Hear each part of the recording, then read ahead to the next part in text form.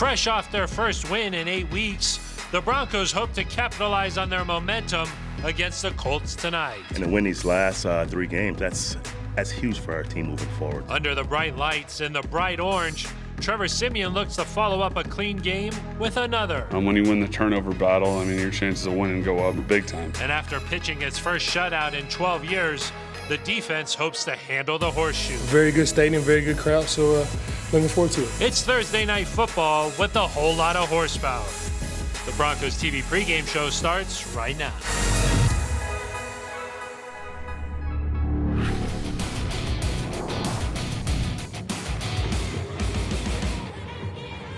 A lot of horsepower indeed for Thursday Night Football. The Broncos bring the top-ranked defense to Indianapolis and the house that Peyton Manning built, and it's where they hope to pick up their first road win of the season. And they face a 3-10 Colts team that's in a very similar position, as both teams are looking to finish the season with some momentum. And for Denver, a win tonight would be 2 in 5 days and would sure go a long way in validating the hard work put in this season. Hello and thank you for joining us for the Broncos TV pregame show. I'm Phil Milani. It's been a quick turnaround for the team, but morale is high coming off its first win in 8 weeks. The guys should be ready to go. For more on the team's mindset, let's hear from head coach Vance Joseph, who's standing by with Matt Boyer. Coach, you coming off a win on Sunday. How much did that momentum from Sunday play into this week's practice? It's huge for us. It's been 8 weeks since we've won a football game. So guys have been working extremely hard. So to have success on Sunday was awesome. And the guys are in good spirits and looking to win 2 games in 5 days. 2 games in 5 days. You play a Colts team. They played in that blizzard. Everybody saw it on Sunday. You face a team, Jacoby Brissett, Frank Gore, 2 big weapons on offense. How do you combat that? How do you prepare for guys like that on a short week? It's a good football team. It's an efficient football team, and they've been in every game they've played all year, so it won't be easy for us. It's a team that's very engaged, and they play hard. So we have a good plan in all 3 phases, and if we execute like Sunday, it will fall our way. Coach, best of luck. Thank you, bud. Phil, we'll send it back to you on the field. Thank you very much, Matt. We're now here with Broncos senior reporter Andrew Mason with his matchup of the game. And Mace, today it's stopping the opposing quarterback. Yeah, but first of all, how did I get so tall? Yeah, what happened here? Yeah. Stopping the opposing quarterback. Jacoby Brissett, he's a mobile quarterback, but he's also a quarterback that you can bring down. He's got the highest sack rate in the league this year. Some of that is because of some Colts issues up front, but some of that is also because he has a tendency to hold the ball too long and get brought down, and that could play right into the hands of the Broncos pass rushers. Von Miller, of course, has his double-digit sack season, 10 sacks once again. He's had double-digit sacks every year that he's played at least 10 games. Could be opportunities for the interior pass rushers as well. Shelby Harris has a sack on Sunday. Adam Gotsis has a sack on Sunday. They could get involved as well. So look for the Broncos. Try to take advantage of the fact that Brissett has been brought down frequently. At the same time, though, because he's mobile, because he can make plays with his feet, the guys on the back end, the linebackers and the safeties, have to be cognizant of what Brissett can do when he gets outside the pocket. So it's another thing they're going to have to monitor when they're going against this Colts offense. Yeah, Brissett wasn't able to do too much in that snow game up in Buffalo last week. The video, though, looks pretty cool. Mace, how big can an early sack be? We saw it last week with Brandon Marshall.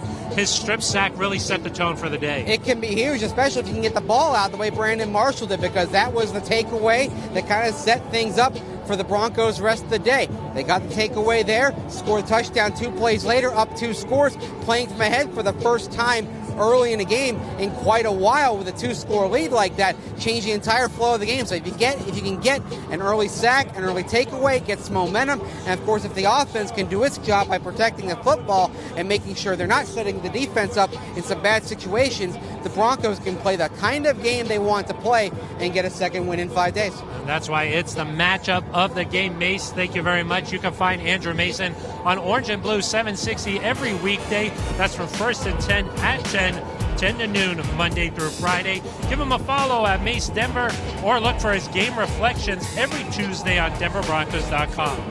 Now here's Von Miller talking about how his extra conditioning last offseason is now paying off late in the year. I'm playing more plays, playing more snaps, staying on the field, Yeah, I like it. I like being able to stay on the field, not feeling tired, not really making it mental, because everybody gets tired, but when you get tired, you start to make it mental. I gotta stay out here. But when you're not tired at all, you can just play and, let it all hang out. Vaughn played 48 out of 50 defensive snaps last week against the Jets, which is pretty amazing for a pass rusher, considering he's going full speed every play. He'll look extra fast tonight in that color rush uniform. Now let's go inside the Broncos locker room where Matt Boyer is standing by. Matt?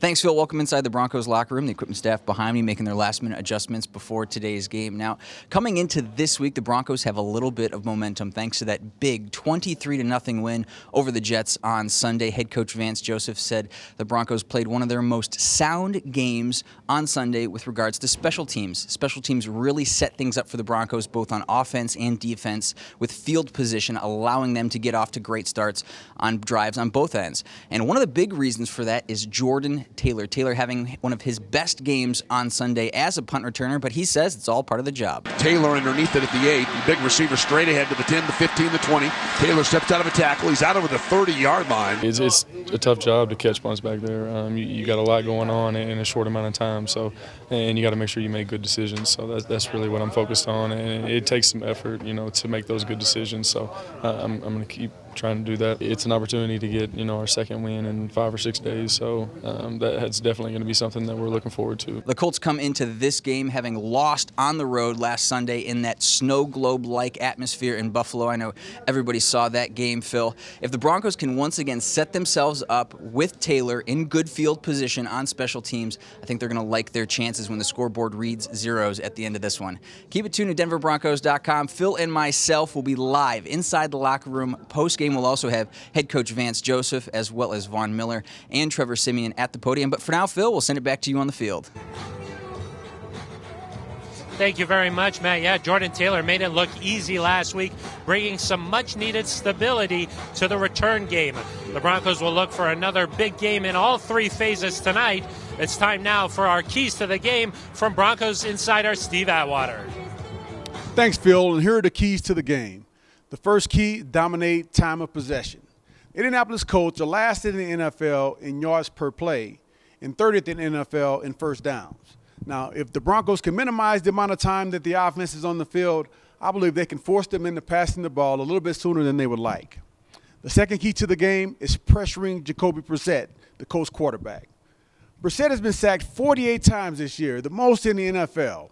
And with Von Miller having 10 sacks for the 6th time in his career, him getting to Brissett could be the difference in this ball game.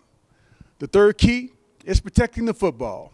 The Broncos last week against the Jets had 0 turnovers for the first time this year. If we can get 0 turnovers again this week, look for the Broncos to bring the victory back to the Mile High City. Back to you, Phil. Steve, thank you very much. You can find Mr. Atwater on Orange and Blue 760 with Mason Ryan Edwards every weekday on First and 10 at 10. That's 10 to noon, Monday through Friday. You can also catch Steve and me on the Broncos official YouTube page for Good Morning Broncos Country. Also, you should probably give Steve a follow on Twitter at Steve Atwater 27. Back here now, field level with Matt Boyer. And Matt, tonight the Broncos will be looking to light up Thursday night. It's Color Rush tonight. It is one of the best nights of the year if you're a jersey aficionado. And tonight, the Broncos are going highlighter orange. I got my orange on tonight. You've got your CSU Rams colors on. I don't know what happened here, but...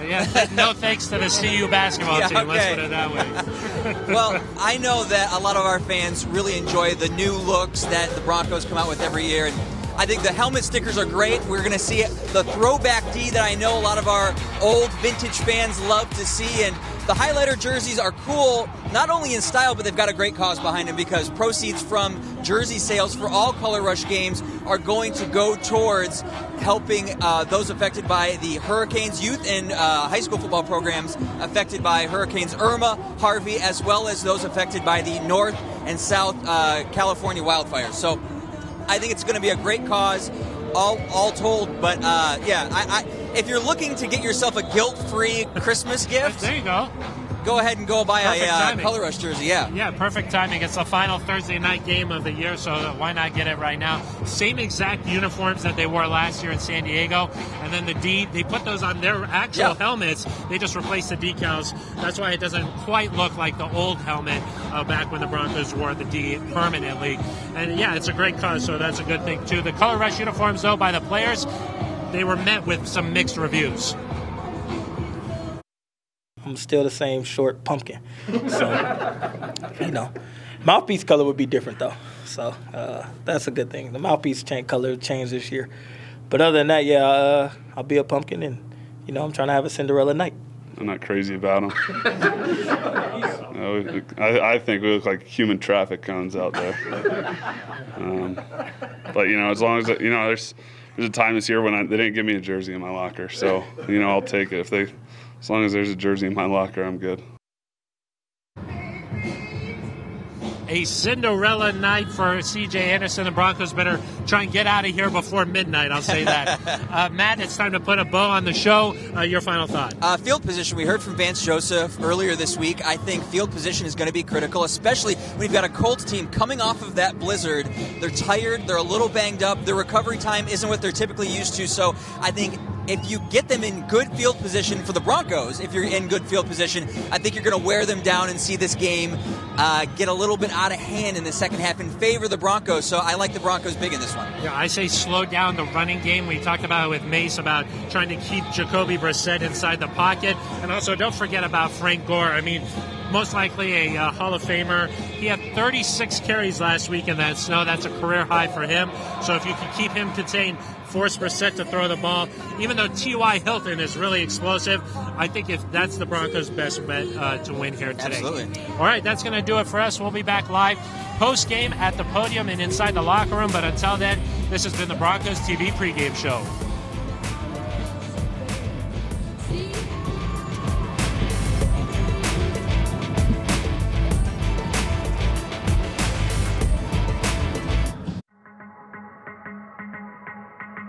This field we're getting ready to walk on is a canvas for us. That's a canvas to paint a picture today. What are we going to put out there today? Let's paint a picture that the front and the back of our jersey is proud of. But the only way it happens is if it comes from all the way inside you. Everything you got today.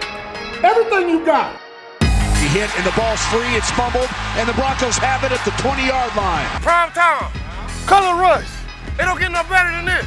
Grind on three, 1, 2, 3. Here comes Von Miller. Miller's got him, and the ball is free. Picked up by Shane Ray to the 5. Touchdown, Denver.